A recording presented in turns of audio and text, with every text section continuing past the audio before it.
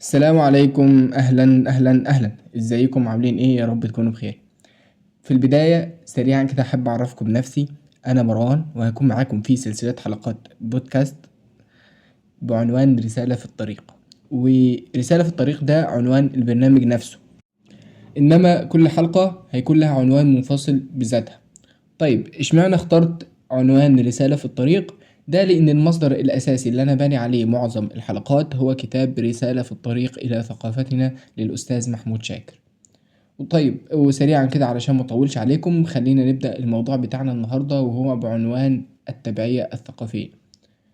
ابن خلدون له جملة مشهورة جدا بيقول فيها: المغلوب مولع أبدا بالاقتداء بالغالب في شعاره وزيه ونحلته وسائر أحواله وعوائده، والسبب في ذلك أن النفس أبدا تعتقد الكمال في من غلبها. جملة صغيرة كتبها من مئات السنين، لكن الغريب إنها لسه قادرة تفسر حاجات كتير بنشوفها حوالينا كل يوم. ليه أحيانا بننبهر بكل ما يأتي من الخارج؟ وليه بعض الناس ممكن تشك في تاريخها بسهولة لكنها نادرا ما تشك في رواية الآخر؟ وليه أصبح تقليد النموذج الغربي عند البعض علامة على التقدم حتى قبل ما يسألوا هل النموذج ده مناسب لينا أصلا ولا لأ؟ ابن خلدون ما كانش بيتكلم عن تقليد في الملابس أو اللغة بس، كان بيتكلم عن حالة ثقافية أهم بكتير. الحالة اللي المهزوم فيها بيبدأ يشوف العالم بعين المنتصر، ويبدأ يقيس نفسه بمعاييره، ويقتنع تدريجيا إن سر القوة مش في بناء ذاته لكن في التشبه بغيره. ساعتها المعركة ما بتبقاش على الأرض، بتبقى على الوعي. والمحتل ما بيبقاش محتاج يفرض أفكاره بالقوة، لأن الناس نفسها بتبدأ تتبناها وهي مقتنعة إنها اختارتها بإرادتها. فهل فعلا الاستعمار مجرد مرحلة سياسية انتهت بخروج الجيوش، ولا إن بعض أشكال الاحتلال بتبقى أخطر بعد ما يرحل أصحابها؟ وده بالظبط السؤال اللي احنا هنحاول نفتش وراه في موضوعنا النهاردة، موضوع عن واحدة من أكثر القضايا تعقيدا في التاريخ الحديث: التبعية الثقافية. حين يتحول الانبهار إلى تبعية، ويتحول التقليد إلى نمط تفكير، وتصبح معركة الهوية أخفى من أن ترى وأعمق من أن يستهان بها. السؤال الأهم واللي المفروض نبدأ بيه حلقتنا النهاردة: هل أصلا في تبعية؟ يعني هل توجد تبعية ثقافية؟ أحيانا وإحنا بنتكلم عن التبعية الثقافية بيتهيأ للبعض إننا بنتكلم عن نظرية مبالغ فيها، أو عن حالة من الحساسية الزايدة تجاه الغرب، وكأن أي تأثير أجنبي بقى اسمه تبعية. لكن الحقيقة إن السؤال الأهم مش هل بنتعامل مع الغرب، لأن ده طبيعي وبيحصل بين كل الحضارات. إنما السؤال الحقيقي هو: إحنا بنتعامل من موقع الند ولا من موقع المقلد؟ التبعية الثقافية ما بتبدأش لحظة ما بتلبس زي أجنبي، ولا لما تتعلم لغة تانية، ولا حتى لما تستخدم منتجات مستوردة. التبعية الحقيقية بتبدأ في اللحظة اللي الإنسان فيها يفقد ثقته في نفسه، ويبقى شايف إن النموذج الوحيد الجدير بالاحترام هو النموذج القادم من الخارج. وده اللي حاصل بشكل أعمق مما ناس كتيرة متخيلة. بقينا بنتعامل مع أفكار معينة كأنها حقائق مقدسة لمجرد إنها جاية من الغرب، حتى لو كانت متصادمة مع تاريخنا أو طبيعة مجتمعاتنا. زي الفكرة اللي اتزرعت في وعينا إننا كنا عايشين في ظلام كامل لحد ما جات الحملة الفرنسية وأنقذتنا من الجهل، وكأن أمة امتد تاريخها قرون طويلة من العلم والعمران ما كانش عندها أي قدرة على الحياة إلا لما دخل عليها المحتل. المشكلة هنا مش في دراسة التاريخ، لكن في الطريقة اللي اتزرع بيها الإحساس بالدونية داخل وعينا، لدرجة إن أجيال كاملة بدأت تنظر لماضيها باعتباره عبء، وبتنظر للغرب باعتباره الأب الروحي الوحيد للحضارة. مع الوقت المسألة ما وقفتش عند حدود الأفكار، لكنها وصلت للغة نفسها. بقينا نستعير مصطلحات الغرب ونستخدمها بدون ما نسأل نفسنا. المصطلحات دي خرجت من أي بيئة واتولدت لخدمة أي تجربة تاريخية. بقينا بنكرر كلمات زي الرجعية، التطرف، الأصولية بنفس الحمولة الفكرية اللي صاغها الغرب، وبقينا أحيانا بنصف أنفسنا من خلال عيون الآخر مش من خلال فهمنا لنفسنا. حتى تقسيمات التاريخ اللي بندرسها زي العصور الوسطى وعصر التنوير هي تقسيمات مرتبطة بالتجربة الأوروبية تحديدا، لكنها اتقدمت لنا باعتبارها النموذج الوحيد لفهم التاريخ الإنساني كله، وكأن العالم كله كان نسخة من أوروبا. لكن أخطر مراحل التبعية الثقافية ما بتكونش في الأفكار، أخطرها بيكون في الوجدان.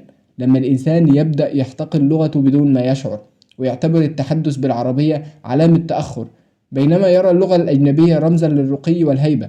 هنا التبعية ما بتبقاش مجرد رأي، لكنها بتتحول لشعور داخلي. ولما يبقى الانبهار بالغرب انبهار أعمى لدرجة تقليد كل شيء في الملابس والعمارة وطريقة الحياة وحتى أسلوب الضحك والسخرية، وقتها الإنسان ما بيبقاش بيتفاعل مع حضارة أخرى، لكنه بيذوب فيها تدريجيا. وده واضح حتى في تفاصيل الحياة اليومية. مجتمعات عايشة في بيئات شديدة الحرارة لكنها تقلد نماذج معمارية غربية قائمة على الواجهات الزجاجية الكاملة لمجرد إنها مودرن.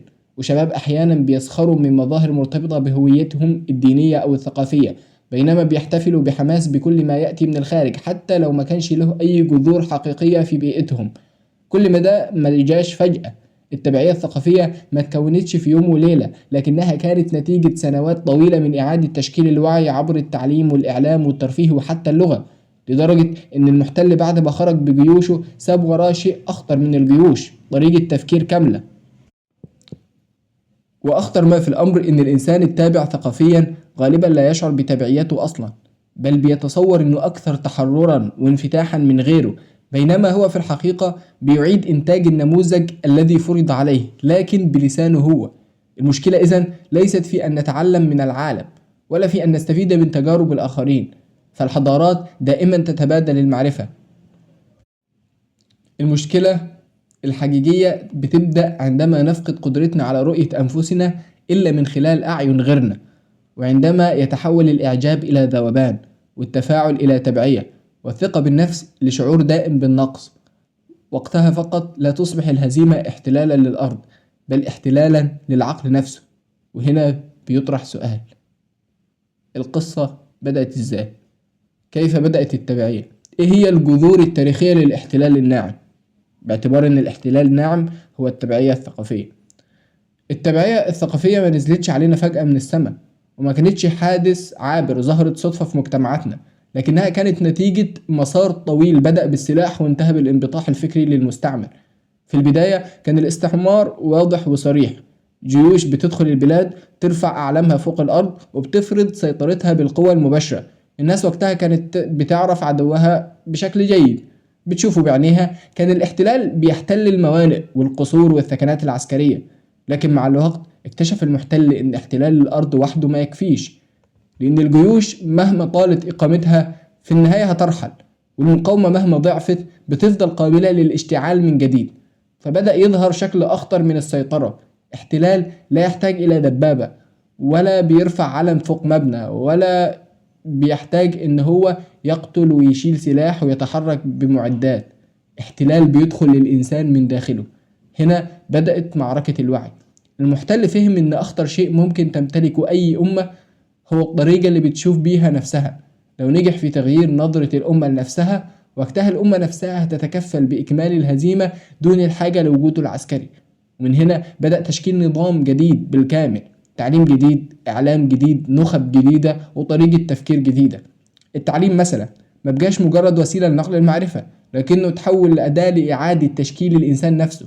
المناهج بدأت تزرع تصورات معينة عن التاريخ وعن الدين وعن معنى الحضارة والتقدم. أجيال كاملة تربت على فكرة إن الغرب هو مركز العالم، وإن النهضة لا تأتي إلا عبر تقليده. ومع الوقت بدأ الإنسان العربي أو المسلم يقرأ تاريخه بعين غريبة عنه، وكأن ماضيه كله مجرد مقدمة طويلة لوصول الغرب الحديث. حتى اللغة نفسها دخلت ساحة الصراع.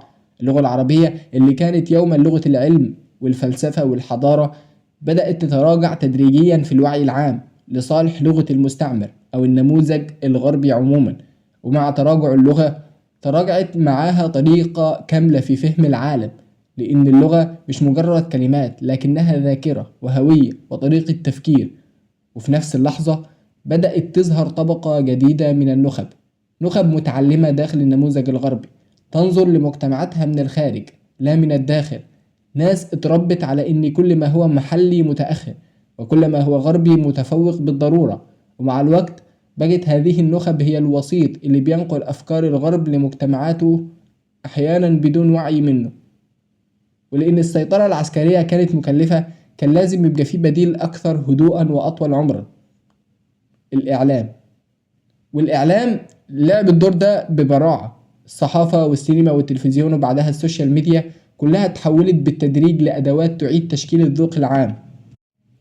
وتحدد للناس ماذا يحبون وماذا يكرهون، ومن هو المتحضر ومن هو المتخلف. المشكلة إن العملية دي ما كانتش دايما مباشرة أو صاخبة، بالعكس أخطر ما فيها إنها كانت ناعمة جدا. الناس كانت بتضحك وبتتسلى وبتظن إنها مجرد مواد ترفيهية، بينما كانت الأفكار تتسلل ببطء داخل الوعي. صورة الإنسان الناجح بقت مرتبطة بنمط معين من الحياة، وصورة الملتزم بدينه كانت أحيانا مرتبطة بالتخلف أو السخرية. ومع الوقت بدأت المعايير نفسها بتتغير، وده كان أخطر انتصار حققه الاحتلال الناعم، إنه خلى بعض الناس بيحتقروا أنفسهم بأيديهم. بقى الإنسان أحيانا بيخجل من لغته وبيتردد في إظهار هويته، وبيشعر داخليا إن كل ما ينتمي إليه أقل قيمة من النموذج الغربي. ودي مرحلة أخطر بكتير من الاحتلال العسكري، لأن الأمة وقتها لا تهزم من الخارج فقط، بل بتبدأ هزيمتها من الداخل. ولهذا فالتبعية الثقافية ما كانتش مجرد نتيجة للتقدم الغربي، لكنها كانت أيضا نتيجة مشروع طويل لإعادة تشكيل الوعي. مشروع بدأ منذ لحظة دخول الاستعمار العسكري، لكنه استمر حتى بعد خروج الجيوش. الاستعمار خرج من الأرض، لكنه طرق طريقته في التفكير خلفه، وما زالت المعركة مستمرة إلى اليوم. طيب، بما إن المعركة ما زالت مستمرة، إذن فالمعركة محتاجة لسلاح أو أدوات. فإيه هي أدوات التبعية؟ كيف بيتم إعادة تشكيل الإنسان من الداخل؟ التبعية الثقافية ما كانتش هتقدر تستمر كل السنين دي لو اعتمدت على القوة المباشرة فقط، لأن الإنسان بطبيعته بيقاوم اللي بيفرض عليه بالقوة. لكن الخطورة الحقيقية ظهرت لما أدوات السيطرة أصبحت أكثر نعومة وذكاء، لدرجة إن الإنسان أحيانا يشارك بنفسه في تشكيل وعيه الجديد دون ما يشعر. المعركة ما بقتش على الأرض، المعركة بقت على العقل والذوق والمشاعر وطريقة رؤية العالم. وأخطر ما في الأمر إن أدوات التبعية الحديثة لا تعمل منفصلة عن بعضها، لكنها بتتحرك كشبكة كاملة. التعليم بيمهد، والإعلام بيكرر، والترفيه بيطبع، ثم يأتي المجتمع نفسه ليعيد إنتاج الفكرة من جديد. أول وأخطر هذه الأدوات كان التعليم، لأن أي أمة عارفة إن المدرسة مش مجرد مكان لتلقين المعلومات، لكنها المكان اللي بيتشكل فيه وعي الأجيال الجديدة. ولهذا لم يكن غريبا أن يحرص المحتل على إعادة صياغة التعليم بما يخدم رؤيته هو، لا بما يخدم هوية المجتمع. المناهج بدأت تقدم التاريخ بطريقة تصنع شعورا دائما بالنقص. الطالب يتعلم أن الحضارة الحقيقية بدأت هناك، وأن التقدم له طريق واحد فقط، وأن النموذج الغربي هو الصورة النهائية للإنسان المتحضر. ومع الوقت تحولت المدارس من وسيلة لبناء الهوية إلى وسيلة لإضعافها أحيانا. والأخطر أن التعليم لم يكتفي بنقل المعرفة، بل صنع طبقة كاملة تنظر لمجتمعاتها بعين غريبة عنها. نخب تتحدث بلغة المجتمع، لكنها تفكر خارجه، تقيس النجاح بمعايير مستوردة، وبترى التدين أو التمسك بالهوية شيء يعيق الحداثة. ثم جاء الإعلام ليكمل المهمة. الإعلام لم يعد مجرد ناقل للأخبار، بل أصبح مصنع للمشاعر والانطباعات. هو اللي بيحدد للناس ما الذي يستحق الاهتمام وما الذي يجب السخرية منه، ومن هو البطل ومن هو المتخلف. خطورة الإعلام إنه مش بيجبرك على شيء، لكنه بيعيد تشكيل ذوقك بهدوء، يكرر صورة معينة آلاف المرات حتى تتحول في عقلك إلى حقيقة بديهية. فالشخصية الغربية تقدم غالبا باعتبارها رمز الحرية والنجاح والثقة، بينما تقدم الشخصية المتمسكة بدينها أو هويتها أحيانا بصورة جامدة أو ساخرة أو متشددة. ومع التكرار تبدأ هذه الصور في الاستقرار داخل اللاوعي الجمعي. لكن ربما كانت أخطر أدوات التبعية الحديثة هي الترفيه والكوميديا، لأن الإنسان وهو بيضحك بتكون دفاعاته النفسية في أضعف حالتها. الفكرة اللي كان المجتمع بيرفضها بعنف يمكن تمريرها بالتدريج داخل مشهد كوميدي أو إفيه ساخر. في البداية يضحك الناس، ومن ثم بيتعودوا على الفكرة، ثم تصبح مألوفة، ثم يبدأ البعض في الدفاع عنها باعتبارها شيء طبيعي. وهكذا تتحول الكوميديا من مجرد وسيلة للضحك إلى وسيلة لإعادة تشكيل القيم نفسها. حتى السخرية لم تعد بريئة دائما. كثير من الثوابت الدينية أو القيم الأخلاقية لم تعد تهاجم بشكل مباشر، لكن بيتم تفريغها من هيبتها عبر التهكم المستمر حتى يفقد المجتمع حساسيته تجاهها. ومع ظهور السوشيال ميديا أصبحت العملية أسرع وأخطر. كل شيء تحول لمادة للسخرية. الدين، التاريخ، القضايا الإنسانية، وحتى المآسي والكوارث. الإنسان لم يعد يملك وقت للتأمل أو الفهم، لأنه بيعيش داخل سير متواصل من الترفيه السريع والسطحية، وده خلق حالة من التبلد، مجتمع بيضحك كتير لكنه بيفكر بشكل أقل. ثم تأتي اللغة كواحدة من أخطر ساحات الصراع، لأن اللغة ليست مجرد وسيلة للكلام، لكنها الوعاء الذي يحمل رؤية الأمة للعالم. وحين تضعف اللغة تضعف معها القدرة على التفكير المستقل. ولهذا لم يكن غريبا أن تصبح اللغة العربية عند بعض الناس مرتبطة بالتأخر أو الرسمية الثقيلة، بينما ترتبط اللغة الأجنبية بالرقي والنجاح. المسألة هنا أعمق من مجرد كلمات، المسألة إعادة تشكيل للانتماء نفسه. فالإنسان اللي بيخجل من لغته بيبدأ تدريجيا في الابتعاد عن تاريخه وثقافته وطريقته الخاصة في فهم الحياة. وفي النهاية كل هذه الأدوات كانت بتعمل لهدف واحد: صناعة إنسان منبهر دائما بالآخر، فاقد للثقة في نفسه، يرى خلاصه الوحيد في التقليد لا في الفهم أو البناء. ولهذا كانت التبعية الثقافية أخطر من الاحتلال العسكري، لأن الاحتلال العسكري بيحتل أرض بشكل مؤقت مهما طال، أما التبعية الثقافية فهي قد تجعل الأمة تستسلم وهي تظن أنها تتحرر. طيب، بعد ما بتتم التبعية إيه اللي بيحصل؟ إيه هو الأثر النفسي للتبعية؟ أخطر ما تفعله التبعية الثقافية إنها مش بتسرق الأرض، بل بتسرق صورة الإنسان عن نفسه. في البداية بيظن الإنسان إنه مجرد معجب بحضارة متقدمة، أو منفتح على العالم، أو بيحاول يواكب العصر. لكن مع الوقت الإعجاب الهادئ بيتحول تدريجيا إلى شعور خفي بالنقص، ثم يتحول هذا النقص إلى حالة نفسية كاملة بيعيشها الإنسان بدون ما ينتبه. وهنا بتبدأ أخطر مراحل التبعية، حين تصبح الهزيمة شعورا داخليا لا يحتاج إلى وجود محتل. الإنسان التابع ثقافيا لا يرى نفسه بعينه، لكنه بيرى نفسه من خلال نظرة الآخر له، بيقيس قيمته بمدى قربه من النموذج الغربي، بيتعامل مع هويته الأصلية باعتبارها عبء بيحتاج للتخفف منه حتى يشعر بالقبول. ولذلك فالتبعية لا تصنع فقط إنسانا مقلدا، لكنها تصنع إنسانا مرتبك بين ما ينتمي إليه وما ينبهر به، باللغة اللي ولد بيها واللغة التي بيشعر إنها بتمنحه قيمة أكبر، بين تاريخه الحقيقي والصورة المشوهة اللي اتعلمها عن تاريخه، بين دينه والصورة الساخرة التي يراها له الإعلام والترفيه.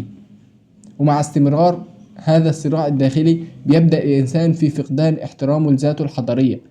تلاقيه أحيانا بيسخر من مجتمعه باستمرار، وبيتعامل مع أي إنجاز محلي باستهانة، بينما يبهره أي شيء يأتي من الخارج حتى قبل أن يفهمه.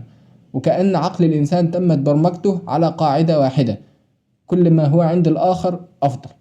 وده أخطر أنواع الهزيمة، لأن الأمة وقتها لا تحتاج لمن يهزمها، بل هي أصبحت منهزمة ذاتيا. حتى فكرة التقدم نفسها بتتشوه. بدل من الإنسان يسأل إزاي أبني نموذج يناسب مجتمعي، وهنا يفقد المجتمع شخصيته الخاصة ويتحول إلى مجرد نسخة باهتة تحاول تقليد نموذج آخر مهما كان مختلف عنها في التاريخ والبيئة والقيم.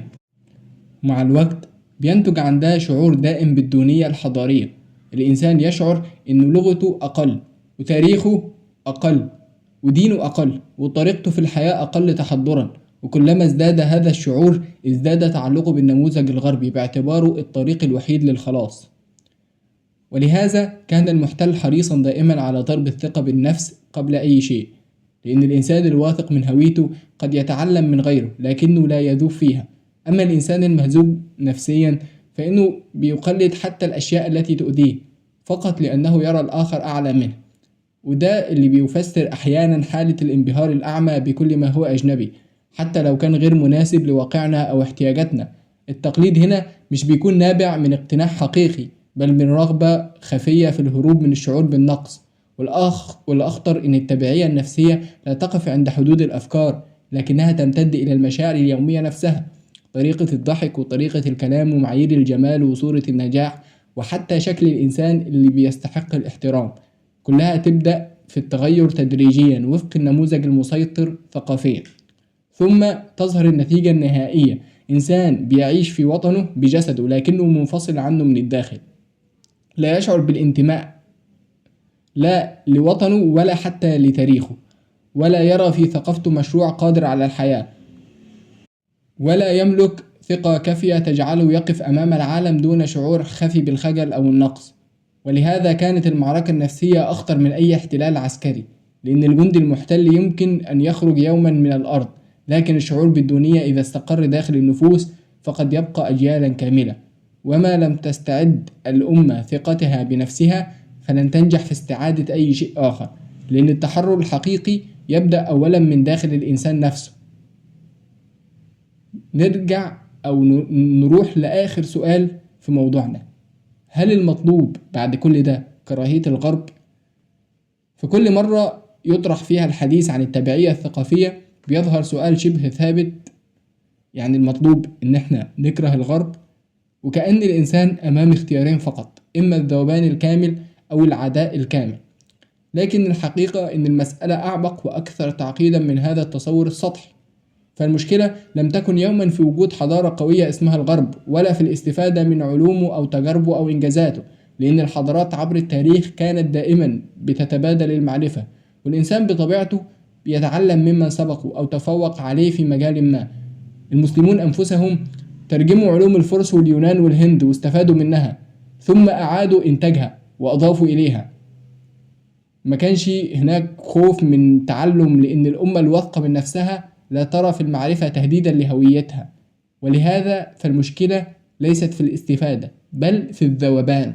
هناك فرق كبير بين إنسان بيتعلم من الآخرين وهو محتفظ بشخصيته، وإنسان آخر يرى خلاصه الوحيد في تقليدهم بالكامل. الفرق بين الاثنين يشبه الفرق بين شجرة تمتد جذورها في الأرض فتستفيد من الشمس والمطر والهواء، وبين ورقة اقتلعت من جذورها فصارت تتحرك مع أي ريح. ولهذا فرفض التبعية لا يعني رفض الحضارة الغربية بالكامل، بل يعني رفض التعامل معها باعتبارها النموذج المقدس الوحيد الذي يجب نسخه بلا تفكير.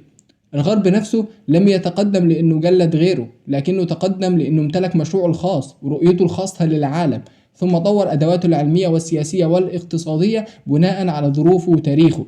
أما نحن فأحيانا نقع في خطأ غريب: نحاول استيراد نتائج حضارة كاملة دون أن نفهم السياق الذي أنتجها أصلا، نأخذ المصطلحات دون خلفياتها، ونقلد المظاهر دون فهم الجذور، ثم نتعجب لماذا لا تتحقق نفس النتائج.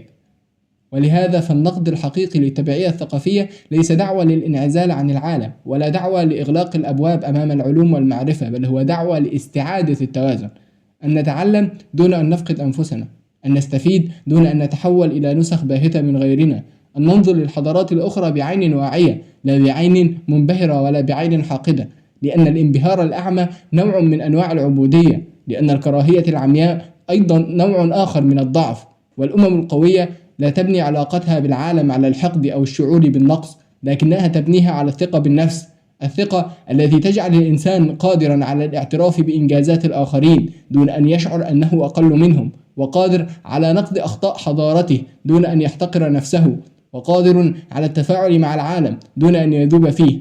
ولهذا فالسؤال الحقيقي ليس هل نرفض الغرب، لكن هل نملك أنفسنا بما يكفي حتى لا نفقدها ونحن نتعامل مع الغرب؟